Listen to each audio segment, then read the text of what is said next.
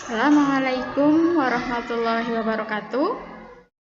Selamat pagi anak-anak hebat. Kenalkan, nama Ibu Diah Prismawardani. Hari ini kita akan belajar tema 8, subtema 1. Tema 8, keselamatan di rumah dan perjalanan.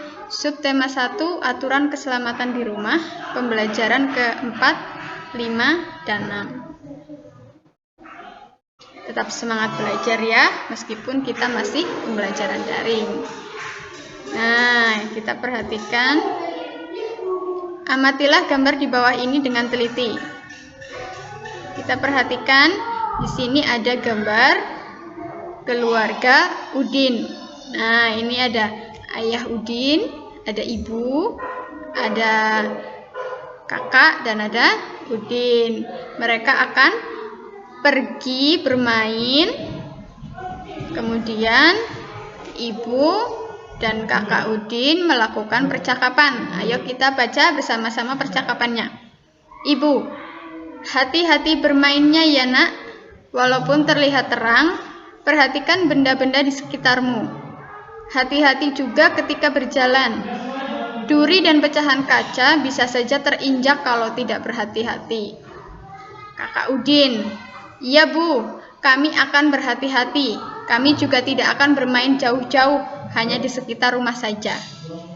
Nah, kita lihat selanjutnya. Nah, masih ingatkah kamu dengan penggunaan tanda titik? Nah, dari percakapan Udin dan Ibu tadi, ada kalimat yang menggunakan tanda titik. Masih ingatkah kamu dengan penggunaan tanda titik? Dalam sebuah kalimat, tanda titik digunakan di akhir setiap kalimat. Perhatikan kalimat berikut dengan teliti. Ini kalimat yang tadi ada di percakapan Udin dan Ibu. Wah, ini nomor 1. Duri dan pecahan kaca bisa saja terinjak kalau tidak berhati-hati. Kami akan berhati-hati. Kami juga tidak akan bermain jauh-jauh, hanya di sekitar rumah saja. Nah, ini penggunaan tanda titik pada sebuah kalimat itu digunakan di akhir setiap kalimat, diberi tanda titik. Kemudian, nah, mari kita menyanyikan lagu dengan judul Bulan Bersama-sama. Ini ciptaannya Ate Mahmud. Nah, kita menyanyikan lagu ini nanti dengan memperhatikan nada panjang dan pendek. Coba kita nyanyikan bersama-sama.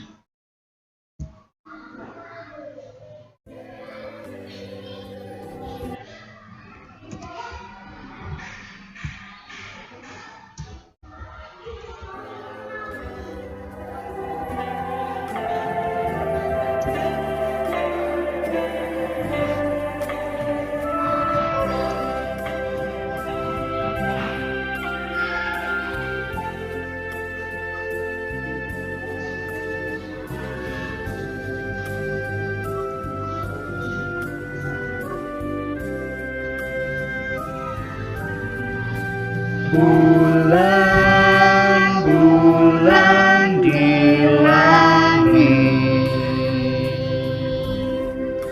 mengapa kau sendiri? Mari turun ke bumi, bermain bersama kami.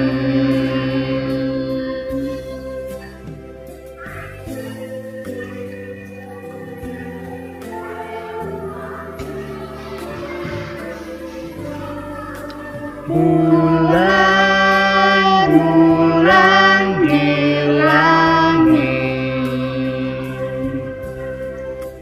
mengapa kau sendiri? Mari turun ke bumi,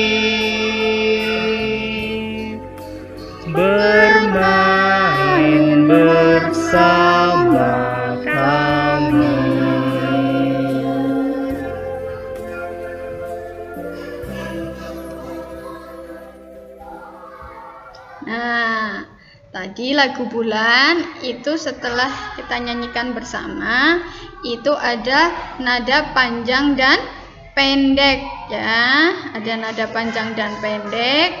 Jadi sebuah lagu jika dinyanyikan dengan nada yang tepat, itu lagunya enak didengar.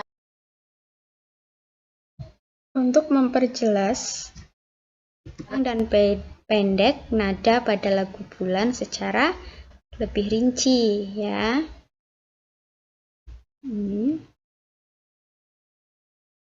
Nah, ini dijelaskan per potongan lirik lagu.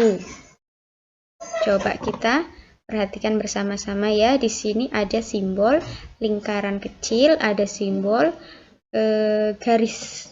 Kalau simbol lingkaran kecil itu menunjukkan potongan lirik lagu tersebut dinyanyikan dengan nada pendek. Kemudian kalau garis itu dinyanyikan dengan nada panjang. Jadi setiap potongan lirik lagu pada lagu bulan ini sudah dijelaskan secara rinci di sini ya. Oke, sekarang Ibu nyanyikan satu kali lagi supaya kalian lebih paham. Bulan, bulan di langit, mengapa kau sendiri? Mari turun ke bumi, bermain bersama kami. Ya, potongan lirik lagu Bu dinyanyikan dengan nada pendek, lan dinyanyikan dengan nada panjang. Kemudian potongan lirik lagu Di dinyanyikan dengan nada pendek. Kemudian potongan lirik lagu Langit dinyanyikan dengan nada panjang. Kemudian potongan lirik lagu Me dinyanyikan dengan nada pendek. Potongan lirik lagu Nga dinyanyikan dengan nada panjang. Kemudian potongan lirik lagu Pa, Kau, Sen, Di itu dinyanyikan dengan nada pendek. Dan potongan lirik lagu Ri itu dinyanyikan dengan nada panjang. Kemudian potongan lirik lagu Ma itu dinyanyikan dengan nada pendek. Potongan lirik lagu Ri dinyanyikan dengan nada panjang. Kemudian potongan lirik lagu Tu dinyanyikan dengan nada pendek. Run dinyanyikan dengan nada panjang. Bu dinyanyikan dengan nada pendek, dan Mi dinyanyikan dengan nada panjang. Bermain bersama Kak dinyanyikan dengan nada pendek, dan Mi dinyanyikan dengan nada panjang. Paham ya anak-anak? Ini panjang dan pendek nada pada lagu bulan. Supaya lebih mudah, ini disimbolkan dengan kalau yang pendek tadi menggunakan simbol lingkaran kecil. Kalau nada panjang itu disimbolkan dengan garis. Nah, ini tugasnya nanti kalian mencoba mempraktekkan menyanyi lagu bulan dengan memperhatikan panjang dan pendek nada. Nanti kalian rekam video kalian sedang menyanyi, kemudian dengan memperhatikan panjang dan pendek nada direkam, kemudian dikirim ke Ibu. Paham ya? Oke, selanjutnya perhatikan gambar berikut dengan teliti. Di sini ada gambar apa, anak-anak? Gambar jam. Oke, di sini ada gambar jam. Kalian tentunya sudah pernah melihat gambar jam ya, baik itu jam dinding ataupun jam tangan atau jam beker ya. Di setiap jam itu ada jarum panjang dan ada jarum pendek. Ya, ini. Di jam itu ada jarum panjang, ada jarum pendek. Jarum panjang ini menunjukkan menit dan jarum pendek menunjukkan jam. Dan ada jarum satu lagi yang bergeraknya itu sangat cepat. Itu namanya menunjukkan detik ya. Menunjukkan detik. Nah, waktu yang ditunjukkan oleh jam di atas adalah titik-titik. Nah, kita belajar membaca dan menulis satuan waktu dengan menggunakan jam. Ini jarum pendek ada di angka 8 dan jarum panjang ada di angka 12. Berarti pukul berapa? Pukul 8. Ditulisnya pukul 08.00. Dibacanya pukul 8. Selanjutnya, jarum pendek ada di angka 5. Jarum panjang ada di angka 12. Nah, waktu yang ditunjukkan oleh jam di samping adalah pukul 5. Ditulisnya pukul 05.00. Supaya lebih jelas, kita simak video mengenal waktu dengan menggunakan jam. Mari kita simak video tentang mengenal waktu dengan menggunakan jam baik-baik ya.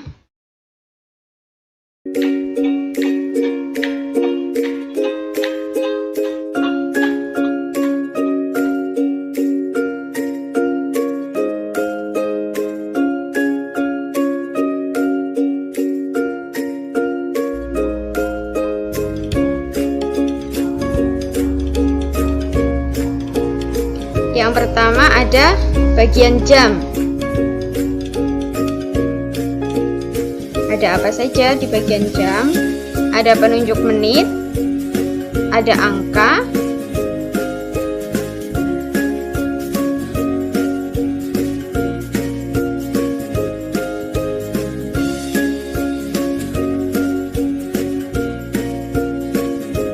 dan ada jarum.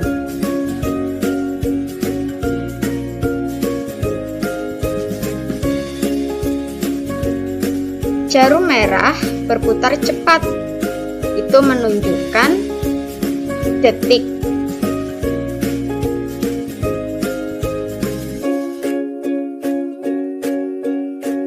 Kemudian jarum panjang penunjuk menit.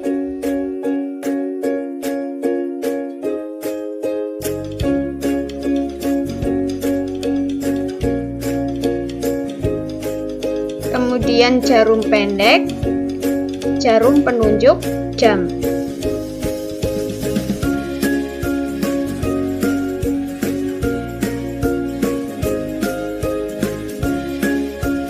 Kemudian kita akan belajar membaca jam. Temukan jarum yang pendek. Mana kira-kira jarum pendek? Oke, jarum pendek itu yang ada lingkaran merah ya, yang dilingkari merah itu jarum pendek menunjukkan jam.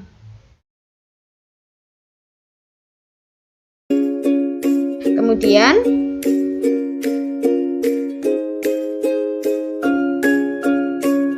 jarum pendek menunjukkan angka berapa di gambar itu? Menunjukkan angka 8. Artinya sekarang pukul 8 ditulis 08.00. Temukan jarum yang panjang. Mana jarum panjang? Oke, jarum panjang yang dilingkari merah ya, itu jarum panjang. Menunjukkan menit.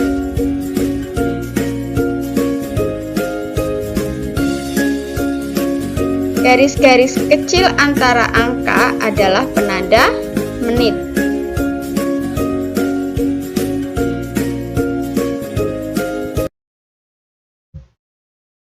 Oke, ini video untuk memperjelas mengenai bagian-bagian jam dan cara membaca jam. Oke, selanjutnya Amati dan bacalah teks percakapan berikut dengan lafal dan intonasi yang tepat. Di sini ada gambar Siti, Udin, Beni, dan Dayu. Mereka sedang membersihkan halaman rumah. Nah, mereka melakukan percakapan. Coba kita membaca percakapan mereka bersama-sama. Siti, halaman ini masih kotor dan tergenang air. Kita harus membersihkan dan mengeringkannya. Bagaimana ya cara kita mengeringkannya? Udin, betul, halaman ini harus bersih dan kering agar tidak licin. Bagaimana kalau kita gunakan alat pel karet untuk mengalirkan airnya? Beni,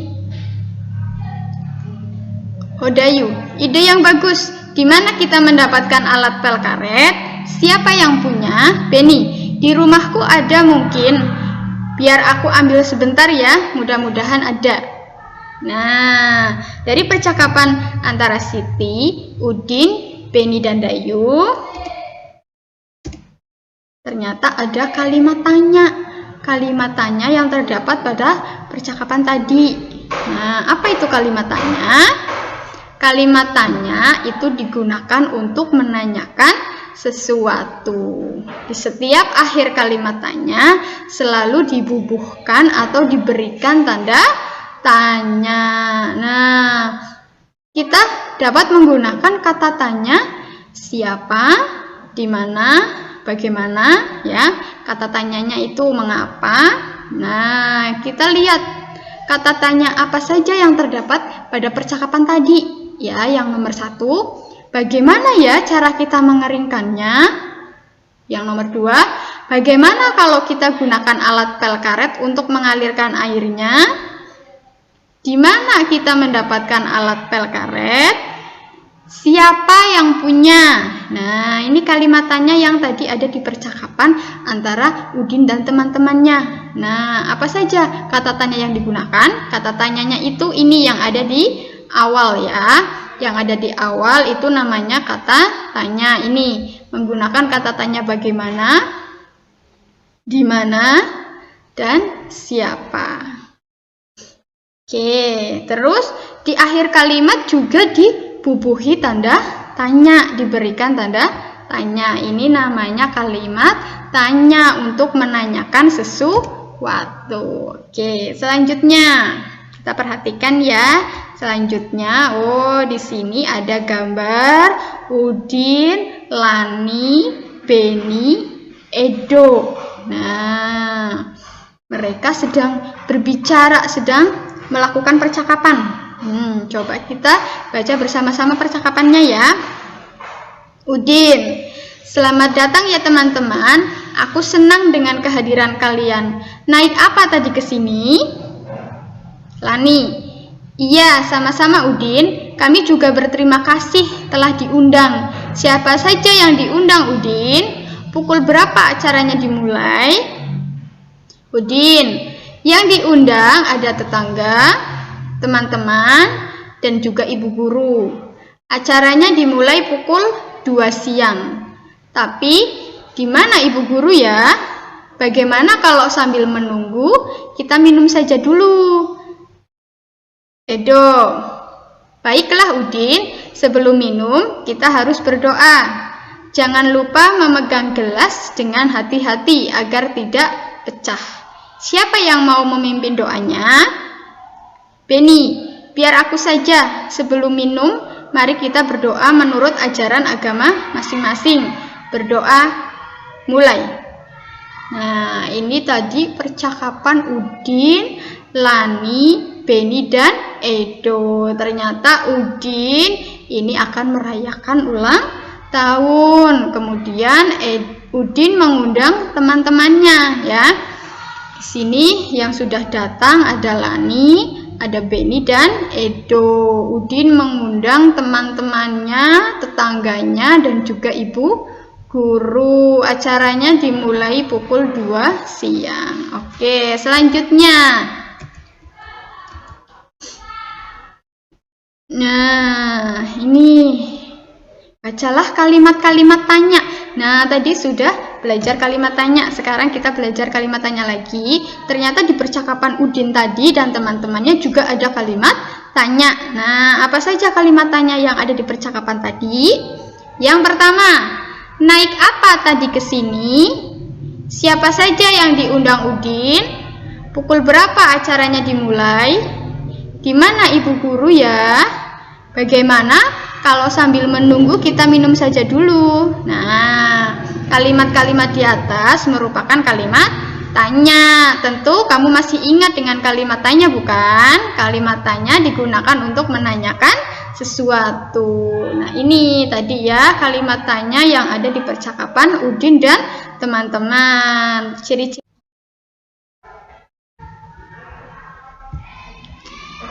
Ciri-cirinya apa kalau kalimat tanya? Kalimat tanya pada akhir kalimat selalu dibubuhi atau diberikan tanda tanya. Terus menggunakan kalimat tanya. Ini kalimat tanya siapa, di mana, bagaimana, mengapa ya. Oke, selanjutnya kita belajar contoh sikap persatuan dalam ibadah. Ini contoh sikap persatuan dalam ibadah. Di sini di gambar nomor 1 ada gambar apa ini? Ada gambar orang sedang melaksanakan ibadah sholat. Kalau sholat berarti agamanya Islam.